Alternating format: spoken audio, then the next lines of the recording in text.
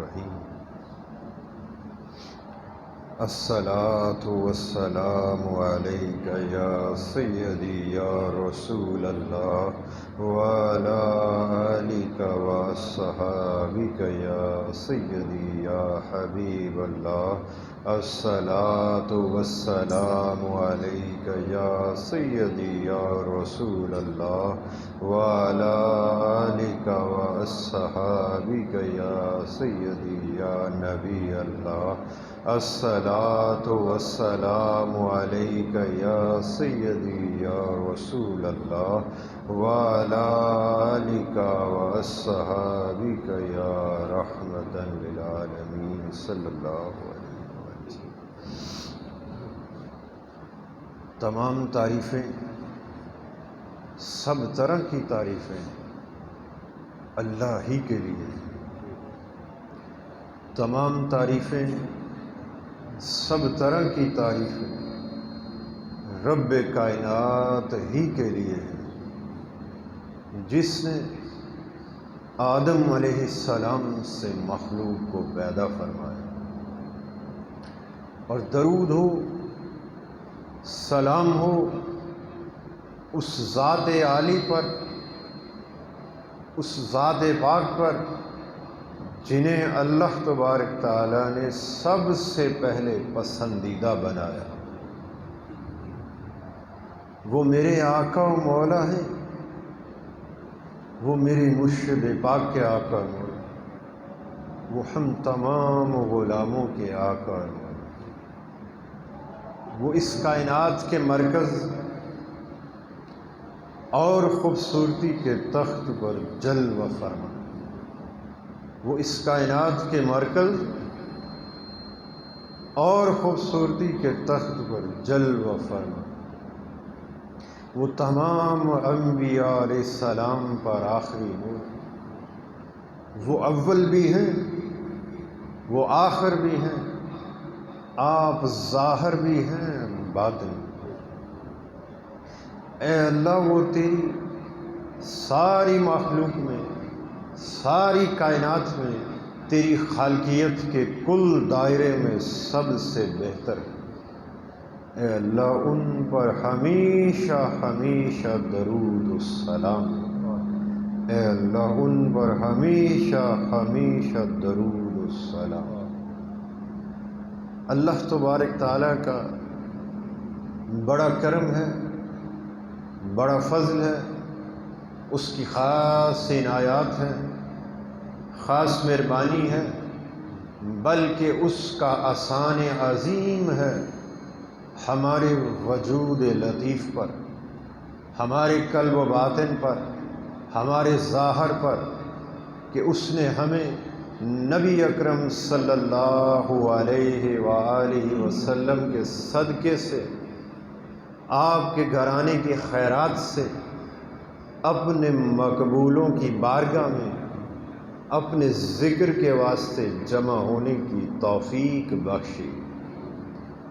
اللہ تعالیٰ اس توفیق کو استقامت و دوام عطا فرمائے، اور جب تک ہماری زندگی باقی ہے، سانس چل رہی ہے، دل دھڑک رہا ہے، ہمیں یوں ہی اپنا ذکر کرنے کی اور اپنے مقربین کی صف پر بیٹھنے کی توفیق عطا فرمائے، تاکہ جب ہمارا اس دنیاوی زندگی سے جانا ہو، اس فانی حیات کا خاتمہ ہو، تو اس مقام برزخ پر جس طرح ہمیں اس دنیاوی زندگی کے اندر اللہ تبارک تعالیٰ نے اپنا ذکر کرنے کی توفیق بخشی، اپنے مقربین کی صف پر بیٹھنے کی توفیق بخشی، اسی طرح روز محشر بھی اپنا ذکر کرنے کی اور اپنے مقربین کی سنگت عطا فرمائے، کیونکہ نبی اکرم صلی اللہ علیہ وآلہ وسلم نے ارشاد فرمایا، جو لوگ اس دنیاوی زندگی کے اندر اللہ کی رضا کی خاطر، اللہ کی خوشنودی کی خاطر ایک دوسرے سے محبت کریں، اب اسے سمجھ لیں، جو بندہ اللہ کی رضا کی خاطر، اس کی خوشنودی کی خاطر اللہ والوں سے محبت کرتا ہے، ان کی سنگت اور رفاقت میں آ جاتا ہے، آ کر بیٹھ جاتا ہے، ان کے ساتھ شامل ہو کر اللہ کا ذکر کرتا ہے، فرمایا جس کی زندگی کا حال ایسا بیت گیا وہ روز محشر بھی انہی کے ساتھ ساتھ اٹھایا جائے۔ جسے اس دنیاوی زندگی کے اندر اللہ والوں کی سنگت نصیب ہو گئی، اس میں دوام نصیب ہو گیا، استقامت نصیب ہو گئی اور اخلاص کی کیفیت نصیب ہو گئی، تو پھر اس کی اخلاص کی کیفیت ہی اس شے کی ضمانت ہے کہ وہ روز محشر بھی انہی کے ساتھ کیا، وہ ان ہی کا کہلایا جائے گا۔ بات سمجھ میں آ رہی ہے؟ جو بندہ اللہ والوں سے محبت کرتا ہے، اللہ کے مقربین سے محبت کرتا ہے، وہ جن سے اللہ راضی ہے اور جن سے اللہ محبت کرتا ہے، جس بندے کی محبت ان سے خالص ہو جائے، پھر وہ بندہ اپنی پہچان بھول جاتا ہے، وہ پہچان پھر انہی کی رہتی ہے۔ جیسے ہم اگر کسی اللہ کے ولی سے محبت کرتے ہیں تو ان کی بیعت میں آ جاتے ہیں۔ اب بیعت کیا ہے؟ بک جانا۔ بیعت کسے کہتے ہیں؟ بک جانے کو۔ جو بک گیا وہ کیا بنا؟ غلام بنا۔ میں اس بات کی وضاحت کر رہا ہوں جو میں نے اس سے قبل بیان کی۔ جو بیعت کی اس نے کیا کیا؟ وہ بک گیا۔ کیوں بک گیا؟ اللہ کی رضا کی خاطر، اس کی خوشنودی کی خاطر بک گیا۔ اب جو بک جاتا ہے اور خرید لیا جاتا ہے وہ کیا بن جاتا ہے؟ غلام بن جاتا ہے۔ بولیے نا، ایسا ہی ہے۔ جس آقا کی بارگاہ میں بک جائے اور جو آقا اسے خرید لے وہ کیا بنتا ہے؟ بکنے والا اس کا غلام ہو جاتا ہے۔ اسی طرح اللہ تعالیٰ کی ایک بڑی بزرگ ہستی، چوٹی کے بزرگ، آپ فرماتے ہیں کہ میں نے ایک غلام خریدا خدمت کے واسطے۔ جب خرید لیا اسے اپنے گھر پر لے آئے تو میں نے ان سے پوچھا کہ اے بندے بتا تیرا نام کیا ہے؟ اس نے آگے سے بڑی عجیب و غریب بات کی۔ وہ کہنے لگا مجھے خرید کر لاتے ہیں، غلام بنا کر لاتے ہیں، اور جو بک گیا غلام بن گیا، اس غلام کا کیا نام؟ بھلا غلاموں کا بھی کوئی نام ہوا کرتا ہے؟ آپ جس بھی نام سے چاہیں، جس بھی نام کو پسند فرمائیں، مجھے اسی نام سے پکار لیا کریں۔ پھر بات کو سمجھ لیں۔ جو بک جائے، غلام بن جائے، پھر غلاموں کی نہ تو کوئی پہچان ہوتی ہے نہ کوئی نام و نشان ہوتا ہے۔ جڑا بک گیا، فنا ہو گیا، پھر وہ کیڑی نشانی باقی رہے۔ آپ بڑے متاثر ہوئے اور پھر فرمانے لگے بتاؤ کھانے میں تم کیا پسند کرتے ہو؟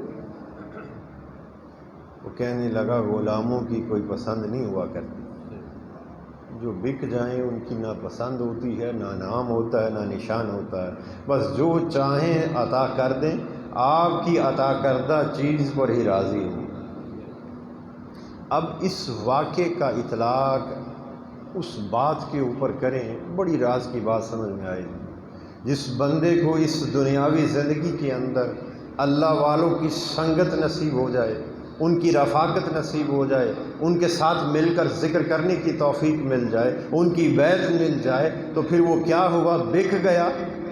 کس لیے بکا؟ اللہ کی رضا کی خاطر، اس کی خوشنودی کی خاطر۔ وہ جو فنا ہوا ہے وہ اس کی رضا کی خاطر ہوا، اس کی خوشنودی کی خاطر ہوا، اس کی یاد کی خاطر ہوا۔ جب وہ فنا ہوا تو اس کا نہ نام رہا، نہ نشان رہا، نہ پہچان رہی، نہ کوئی پسند رہی۔ جب اس نے ساری چیزیں، اپنا نام بھی فنا کر دیا، اپنی پہچان بھی فنا کر دی، اپنی پسند بھی فنا کر دی، تو پھر کس کی خاطر کی؟ اس کی خوشنودی کی خاطر۔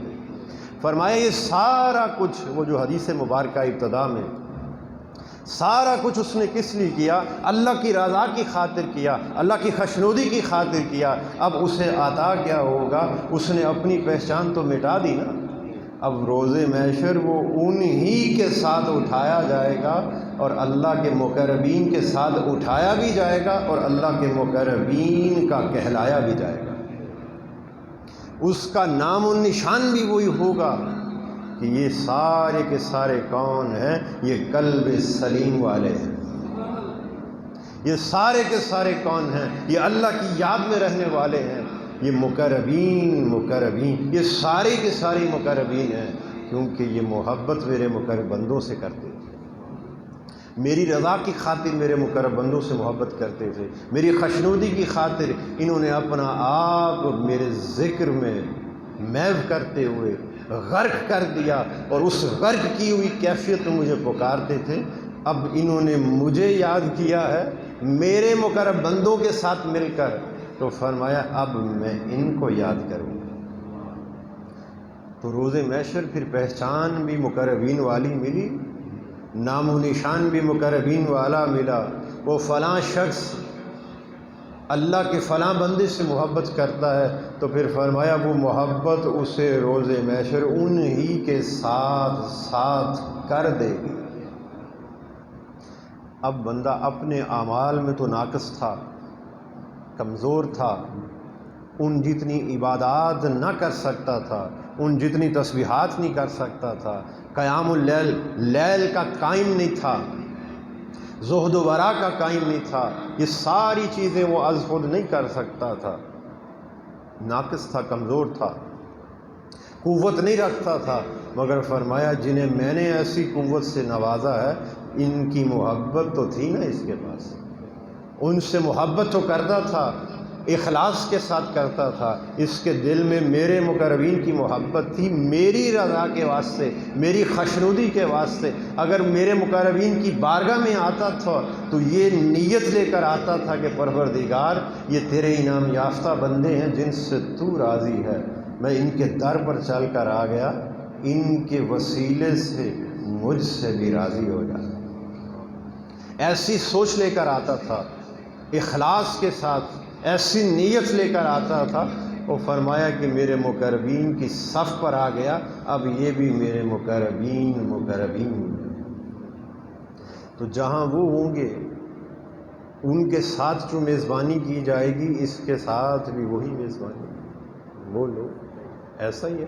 اب آپ کہیں گے کہ اعمال صالحہ بھی ناقص تھے، سوال پیدا ہوتا ہے، ان جتنی عبادات بھی نہیں کی، ان جتنی نمازیں نوافل بھی نہیں پڑھے، قیام اللیل بھی قائم نہیں کیا، زہد و ورع پرہیزگاری پاکیزگی بھی ان جتنی ہم میں نہ تھی، قوت بھی نہیں تھی، تو بس پھر ایک محبت کا رشتہ انہی کے ساتھ ساتھ کیسے کر دے گا، ان کی سنگت و رفاقت والا کیسے بنا دے گا روز محشر بھی؟ اس کا جواب اللہ تعالیٰ کے کلام پاک کے اندر ہے۔ اصحاب کہف کا واقعہ دیکھیں، وہ جو کتا تھا، بولیے جانتے ہیں وہ کتا نمازیں پڑھا کرتا تھا؟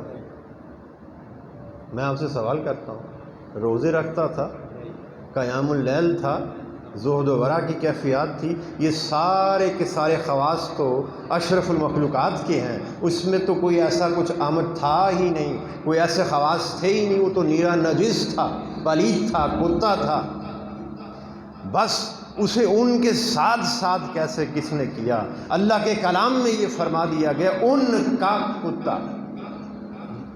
ذرا الفاظ پر غور کریں، کبھی آپ کسی کے گھر مہمان بن کر جائیں، اپنا کتا بھی ساتھ لے جائیں، تو وہ میزبان یہ تو نہیں کہے گا کہ 3 افراد ہیں، صاحب خانہ سے یہ تو نہیں کہے گا نا کہ جی 3 افراد ہیں اور چوتھا ان کا کتا ہے، بولی ایسا کہیں گے آپ؟ عقل یہ گوارا کرتی ہے؟ کتا ہو، پالتو جانور ہو، کیا خیال ہے سواری کے لیے گھوڑا ہو، گھوڑے پہ بیٹھ کے چلے جائیں تو وہاں جس کے میزبانی میں جائیں گے وہ میزبان یہ تو نہیں کہے گا کہ 2 افراد ہیں اور تیسرا اس کا گھوڑا ہے؟ ایسا گھوڑے کو شمار کیا جاتا ہے؟ مہمان نوازی میں بولو شمار کیا جاتا ہے؟ اسے گھاس پھوس تو ڈال ہی دی جائے گی، کتا جو کچھ کھاتا ہے اس کے کھانے کا سامان اسے مل جائے گا، مگر اسے قابل ذکر شے نہیں بنایا جائے گا۔ ذرا اس موضوع کو اور اس نقطہ کمال کو ذرا توجہ کریں، کتا ساتھ ہوگا تو اسے کھانا دے دیا جائے گا، گھوڑا ساتھ ہوگا اس کو کھانا دے دیا جائے گا، مگر اسے قابل ذکر شے نہیں بنایا جائے گا۔ اب رب کے کلام کی طرف دیکھو، فرمایا وہ 3 تھے تو چوتھا کتا تھا۔ بات سمجھ میں آ رہی؟ یعنی ان کے شمار کے ساتھ کتے کا بھی شمار کیا جا رہا ہے۔ ایسا کیوں کیا جا رہا ہے؟ فرمایا وہ تھا تو کتا ہی، مگر میرے اولیاء سے محبت کرنے والا تھا۔ میری یہ شان نہیں کہ میرے اولیاء سے محبت کرنے والا ہو، اخلاص کے ساتھ محبت کرنے والا ہو، ان کے ساتھ بیٹھنے والا ہو، خواہ کتا ہی کیوں نہ ہو، میں جہاں بھی تذکرہ کروں گا اس کا ذکر بھی ساتھ کروں گا۔ تو اگر ایک محبت اولیاء سے کتا اگر قرآن پاک میں اس کا تذکرہ آ جاتا ہے، بولیے جہاں اصحاب کہف کا ذکر ہوگا قیامت تک یہ بات طے پا گئی، قرار پا گئی، قیامت تک جب بھی اصحاب کہف کی بات کرو گے کتے کے بغیر وہ مکمل ایسا ہی ہے۔ اس کتے کو اتنا مرتبہ کیسے ملا؟ اولیاء سے محبت کرتے۔ حضرت جنید بغدادی رضی اللہ تعالیٰ عنہ، آپ کی مجلس جب قائم ہوا کرتی، میں اسے عرف عام میں لانے کے واسطے ان اولیاء و صلحاء کے واقعات بتاتا ہوں۔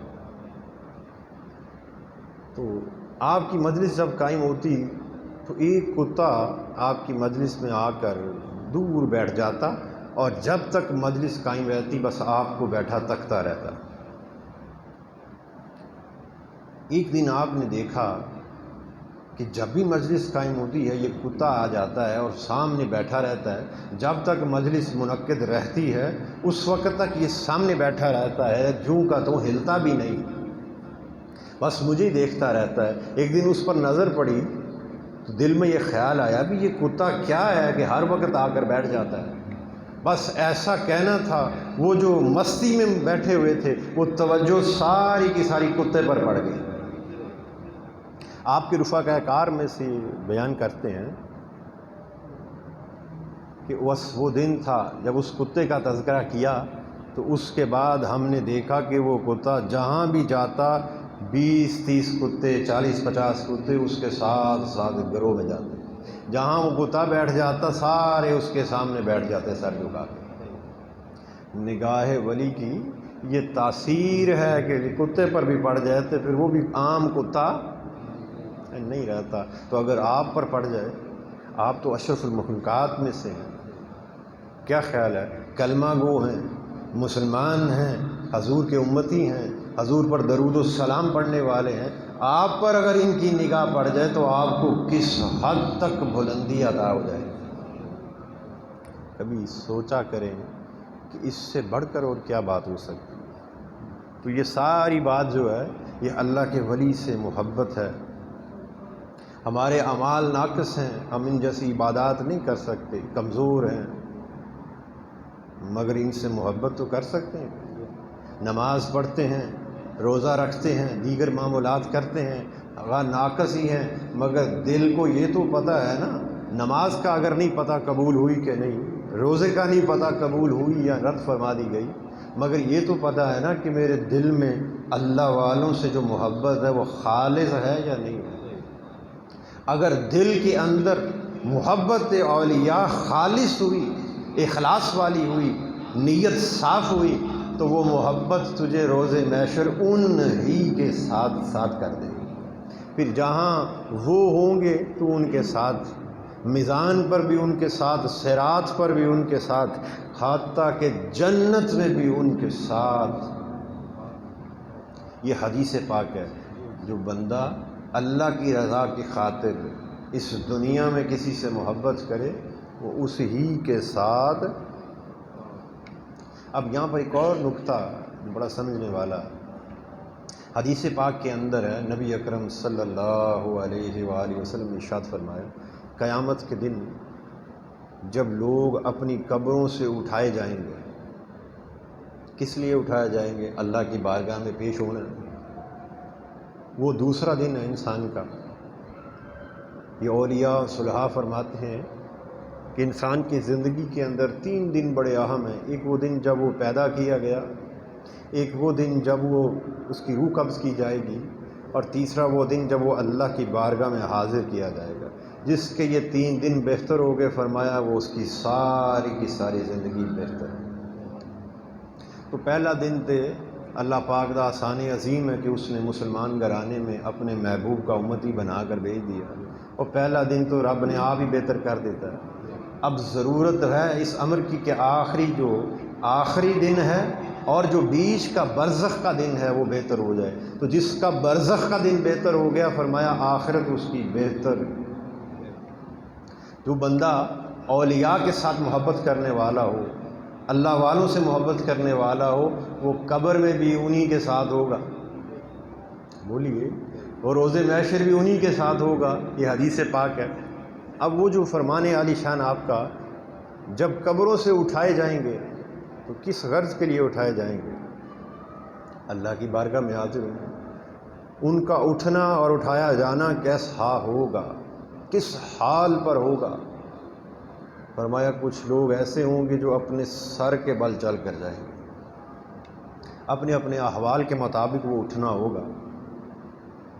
کچھ ایسے ہوں گے جو اپنے سروں کے بل چل کر جائیں گے، کچھ ایسے ہوں گے جو اپنے قدموں پر چل کر جائیں گے، اور فرمایا کچھ خاص بندے، اللہ کے محبوب ترین بندے، اللہ کے عاشق بندے، اللہ کے مقربین ایسے بھی ہوں گے جب وہ اپنی قبروں سے اٹھائے جائیں گے تو ان کی قبروں کے پاس ملائکہ غلمان لیے ہوئے ان کے لیے سواریاں لیے ہوئے کھڑے ہوں گے، بڑی عزت کے ساتھ، تعظیم و تکریم کے ساتھ انہیں سوار کیا جائے گا اور اللہ تعالیٰ کی بارگاہ میں پیش کر دیا جائے گا۔ اب مجھے بتائیں، وہ جو فرمایا تیری محبت اگر اولیاء سے ہوئی، اللہ کے مقربین سے ہوئی، اللہ والوں سے ہوئی، تو کدھر اٹھایا جائے گا؟ بولیے نا، روز محشر ان ہی کے ساتھ کر نہیں دیا جائے گا۔ اٹھایا، لفظ سے اٹھایا ہے۔ اس حدیث مبارکہ کو دوبارہ پڑھیں۔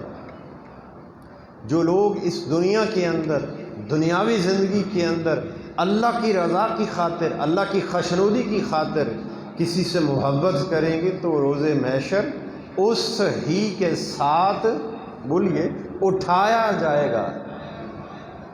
بڑا لطیف لفظ، یہ نہیں فرمایا کہ ان کے ساتھ کر دیا جائے گا۔ اگر یہ ہوتا تو پھر روز محشر میزان پر کر دیا جاتا، صراط پر کر دیا جاتا، یا کسی اور مقام پر کر دیا، نہیں، فرمایا ان ہی کے ساتھ اٹھایا جائے گا۔ اور جب مقربین سے محبت مخلص ہو، اخلاص والی ہو، خلاصی پا جانے والی محبت ہو، نیت کامل ہو، خواہ اعمال ناقص ہی ہو، اور فرمایا تو ان کے ساتھ اٹھایا جائے گا۔ ان کے لیے جب سواریاں موجود ہوں گی تو ساتھ سوار کیا جائے گا۔ وہ قبروں سے بھی ان کے ساتھ اٹھایا جائے گا، ان کے لیے سواریاں ہوں گی تو اس سواری پر تجھے بھی سوار کیا جائے گا کہ تو ان کا جو ہے، ان سے محبت کرنے والا جو ہے، تیری محبت کامل تھی تو آج ان کے ساتھ سواری پر بھی بیٹھا ہے، تعظیم کے ساتھ، بڑے ادب کے ساتھ اللہ کی بارگاہ میں بھی ان ہی کے ساتھ پیش کیا جائے گا۔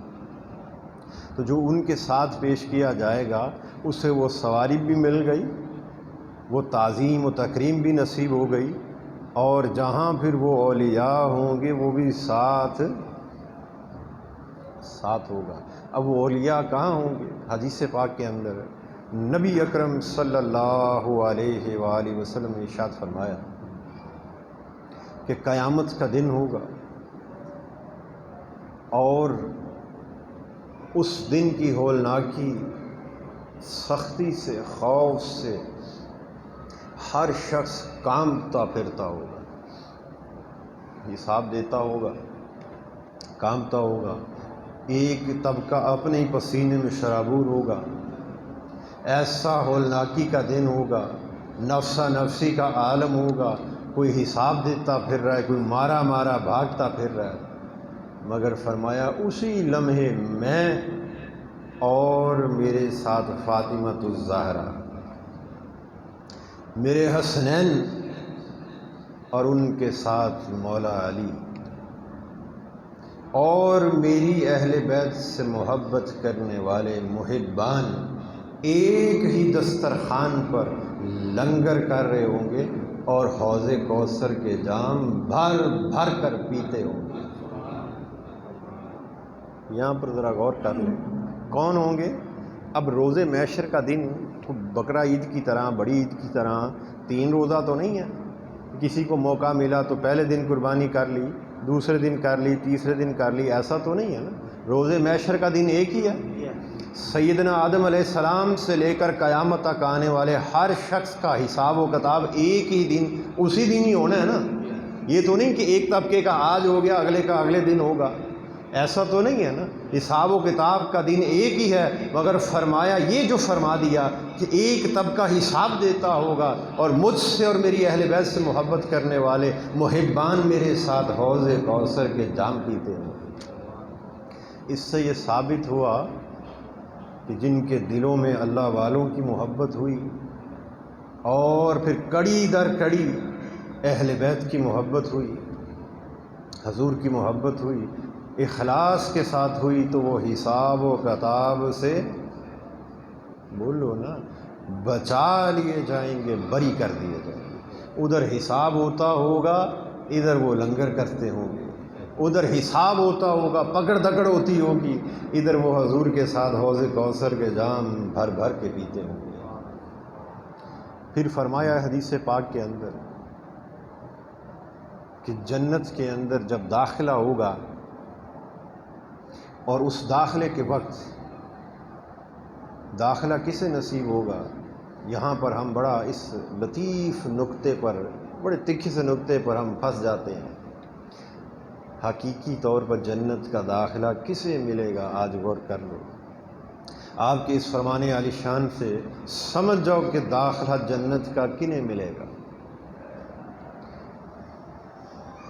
بڑے بڑے نیک لوگ، عبادتوں کے ڈھیر اٹھائے ہوئے لوگ ہوں گے، اور میزان پر جن کا نامہ اعمال دانے ہاتھ پہ دے دیا جائے گا اور ان کی نیکیوں کا بڑا بھاری ہوگا۔ ایک عقل کی طور پر اگر دیکھا جائے اور سوچ و فہم اگر اس کو طاری کیا جائے تو سمجھ میں یہی آتا ہے کہ جنت کا پروانہ تبھی ملے گا نا جب قبول کر لیا جائے۔ ایسا ہی ہے، جس کی نیکیاں قبول کر لی گئی اور نیکیوں کا پلڑا بھاری کر دیا گیا، اسی کو جنت کا پروانہ ملے گا کہ نہیں؟ اور جنت کا پروانہ جب مل جائے گا تو پھر ہی جنت کی طرف دوڑے گا نا وہ جنتی، اس کے بغیر تو چارہ نہیں نا۔ اب یہاں پر آپ نے کیا فرمایا؟ فرمایا جنتی جسے جنت کا پروانہ دے دیا جائے گا، وہ جنت کا پروانہ لیے ہوئے جنت کی طرف دوڑے گا۔ جیسے ہی جنت کے دروازے کے پاس پہنچے گا تو دروغہ چوکیدار دروازہ بند کر دے گا اور کہے گا، یہ حدیث پاک کے الفاظ، جنت حضور علیہ الصلاۃ والسلام کی اہل بیت سے محبت کرنے والوں سے، محبان اہل بیت سے پر ہو گئی ہے۔ پروانہ کسی کام آیا؟ بولو، نمازیں آئی کام؟ روزے کام آئے؟ کون سی روزے، کون سے نمازیں جو مقبول تھے تو پروانہ ملا نا۔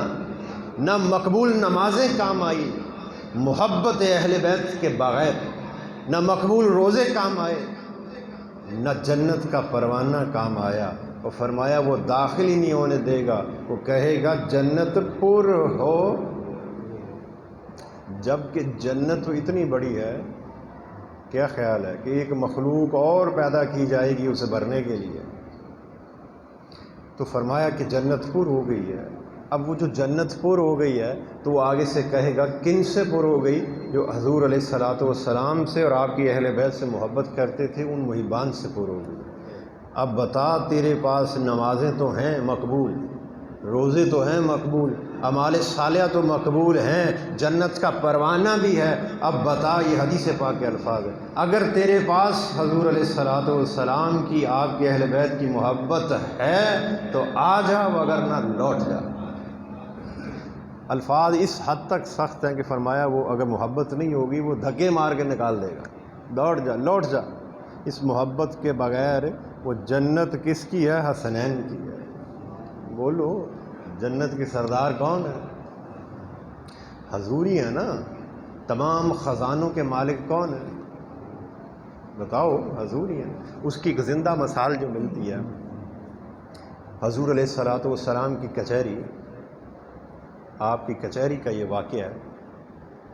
صحابہ کرام فرماتے ہیں کہ آپ ایک کھجور کا ایک درخت تھا، ایک سوکھا ہوا درخت ٹہنا تھا اس کا، اس کے ساتھ ٹیک لگا کر آپ خطاب فرمایا کرتے، مخاطب ہوا کرتے. ایک بیوی آپ کی بارگاہ میں حاضر ہوئی، اس نے عرض کی کہ میرا بیٹا ترخان ہے، اگر آپ اجازت دیں تو آپ کے لیے ایک ممبر تیار کر کے نہ پیش کیا جائے. آپ نے اس سے اجازت دے دی، اس نے ممبر تیار کیا اور آپ کو پیش کر دیا. جس دن آپ اس ممبر پاک پر تشریف فرما ہوئے، صحابہ کرام فرماتے ہیں، اور یہ جملہ ترک سے یہ بات کر رہا ہوں، فرماتے کہ ہم نے ایسی آواز سنی جیسے چھوٹا بچہ روتا نہیں، بڑی شدت کے ساتھ روتے ہوئے بچے کی آواز سنی. ایسی دردناک آواز تھی کہ ابھی محسوس ہوتا تھا کہ کلیجہ پھٹ جائے گا. جب ہم نے یہ منظر دیکھا تو وہ جو تنا تھا درخت کا وہ روتا تھا. آپ اپنے ممبر سے تشریف لائے، لا کر آپ نے اس تنے کو کیا کیا؟ سینے سے لگا دیا. وہ آپ کی جدائی میں روتا تھا کہ اب یہ لکڑی کا ممبر آ گیا ہے، اب جدائی پڑ گئی. آپ میرے ساتھ ٹیک لگایا کرتے تھے، اب وہ نصیب نہیں ہوگی لذت. فرمایا کہ جب سینے سے لگایا تو وہ سسکیاں لیتا لیتا لیتا چپ ہو گیا، خاموش ہو گیا. آپ نے اس سے فرمایا، یاد رہے اس کے محرک جو میں بات سمجھانا چاہتا ہوں کہ جنت کس کی ہے. آپ نے اس سے فرمایا کہ کیا میں تجھے دوبارہ نہ تر و تازہ پھلدار کر دوں؟ کیا یہ چاہتا ہے کہ تجھے سوکھا ہوا تھا، کیا تجھے دوبارہ تر و تازہ پھلدار سایہ دار نہ بنا دوں، یا ایسا کروں کہ تجھے جنت میں لگا دوں؟ اس نے عرض کی، یا رسول اللہ صلی اللہ علیہ وآلہ وسلم، دوبارہ تر و تازہ کریں گے تو فانی دنیا ہے نا، ایک وقت آئے گا پھر فنا تو ہونا ہی ہے. یہ بہتر ہے کہ مجھے جنت میں لگا دے. فرمایا بس تجھے جنت میں لگا دیا کہ جنتی تیرے سائے سے فیض یاب ہوں. اب یہاں پر مجھے یہ بتائیں، عقل تو یہ کہتی ہے کہ آپ یہ فرماتے ہیں کہ اچھا ابھی جبرائیل امین آتے ہیں، عقل معشومہ تو یہی کہتی ہے نا، ابھی جبرائیل امین آئیں گے، میں ان سے کہوں گا کہ اللہ تعالیٰ سے پوچھیں کیا میں اس درخت کو جنت میں لگا دوں؟ بولو نا، ایسا ہی ہونا چاہیے تھا. علم تو یہی کہتا ہے نا، عقل تو یہی کہتی ہے کہ اللہ سے اجازت ملے گی تو لگے گا نا. آپ نے یہ تو فرمایا ہی نہیں. فرمایا کیا میں تجھے جنت میں نہ لگا دوں؟ اس نے عرض کی لگا دے. فرمایا تجھے لگا دیا. نہ پوچھا گیا، بولو، نہ جبرائیل امین سے پوچھا گیا، نہ پیغام رسائی کا کوئی موقع ملا، ضرورت پڑی، کہا لگا دوں. اس سے کیا ثابت ہوتا ہے؟ جنت آپ کی ہے تو لگا دیا نا بغیر پوچھے. تو محبت رسول سے، اولیاء و صالحین کی محبت سے، کیونکہ یہ صراط مستقیم پر چلنے والے ہیں، اور صراط مستقیم کی منزل کیا ہے؟ وہ مدینے کا ماہی ہے. یہ سارے کے سارے لوگ، یہ جو ہم حدیث پاک پڑھتے ہیں، کوئی بھی حدیث ہو، آپ کا کوئی بھی فرمان ہو، اس حدیث کا ایک حصہ ہم سمجھتے ہیں کہ ہم صرف حدیث کو لے رہے ہیں، آپ کے فرمان کو لے رہے ہیں. در حقیقت ہم آپ کے فرمان کے ساتھ سارے کے سارے صراط مستقیم پر چلنے والوں کو بھی لے رہے ہیں. ان کے بغیر، وہ حدیث کے بغیر نہیں اور حدیث ان کے بغیر نہیں. بولو ایسا ہے؟ کبھی سوچا آپ نے؟ ہم جب فرمان عالی شان پڑھتے ہیں تو حدیث کے دو حصے ہیں.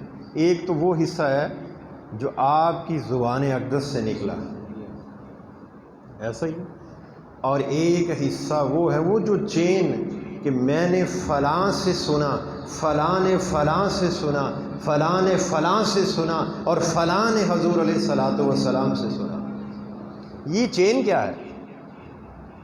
بولو. حدیث جب پڑھتے ہیں یہ چین آتی ہے، اس کے راوی وہ ہیں، فلاں ہستی نے روایت کیا، ایسا ہے فلاں ہستی نے فلاں ہستی سے سنا، فلاں ہستی نے فلاں ہستی سے سنا، کرتے کرتے اس ہستی نے براہ راست حضور علیہ الصلوۃ والسلام سے سنا۔ یہ حدیث کا دوسرا حصہ ہے۔ تو فرمایا یہ جو چین ہے یہ کیا ہے؟ فرمایا یہ اللہ کے بندوں کے نام ہیں جو اللہ تبارک تعالیٰ نے حدیث کے ساتھ جوڑ دیے ہیں، ان کے بغیر حدیث نہیں ہے۔ اگر آپ کو بغیر کسی روایت کے پیغام دیا جائے تو وہ کبھی ہوگا؟ بولیے نا، جب تک روایت ساتھ نہ ہو اور حسن روایت ساتھ نہ ہو اس وقت تک وہ کبھی نہیں بنتی۔ ایسا ہی ہے۔ تو فرمایا کہ حدیث کیا ہے، آپ کا فرمان کیا ہے، اسی تحت، اسی قاعدے کے تحت جب محبت رسول مل جاتی ہے تو وہ ملتی بھی ان بزرگان دین کے وسیلے سے۔ حضور کے در تک رسائی ملتی ہے تو ان بزرگان دین کی وسیلے سے ملتی ہے۔ وہ محبت اگر کامل ہوتی ہے تو ان کی محبت سے کامل ہوتی ہے۔ آپ ناقص ہوتے ہیں، وہاں تک نہیں پہنچ سکتے جہاں تک یہ پہنچ جاتے ہیں، تو آپ کو جو ان سے محبت ہو جاتی ہے اللہ کی خاطر، وہ محبت آپ کو وہاں تک پہنچا دیتی ہے جہاں تک یہ پہنچ جاتے ہیں۔ تو آپ کا وقت ہو گیا، اللہ پاک سے دعا کریں، اے اللہ حضور علیہ الصلوۃ والسلام کے نالین پاک کی خاک پاک کا صدقہ ہمارے تمام صغیرہ و کبیرہ گناہ معاف فرما دے، ہماری تمام خطاؤں کو درگزر فرما دے، ہمیں قبر کے عذاب سے، محشر کے عذاب سے، صراط اور میزان اور قبر کی ہولناکی سے، موت کی سختی سے بچا دے، ہمارا خاتمہ ایمان پر فرما دے، ہمارے دین و دنیا کو، آخرت کو بہتر فرما دے۔ اے اللہ حضور علیہ الصلوۃ والسلام کے صدقے ہمیں ان صالحین جیسی عبادات و تسبیحات کرنے کی توفیق عطا فرما، ان صالحین جیسی زندہ سلامتی والا دل اور پاکیزہ نفس عطا فرما۔ اے اللہ حضور علیہ الصلوۃ والسلام کے نالین پاک کی خاک پاک کا صدقہ، اے اللہ میرے مرشد پاک حضرت خواجہ میاں محمد کلب سلیم رحمۃ اللہ علیہ، آپ کو دائماً اپنی رحمت کی جھولی میں، آپ پر دائماً اپنی رحمت کا سائبان تنا رکھے، آپ کو ہمیشہ حضور علیہ الصلوۃ والسلام کی آغوش غلامی قربت خاص میں کالی کملی کے سائے تلے رکھنا۔ صلی اللہ علی حبیبہ سیدنا محمد و آلہ و اصحابہ وسلم۔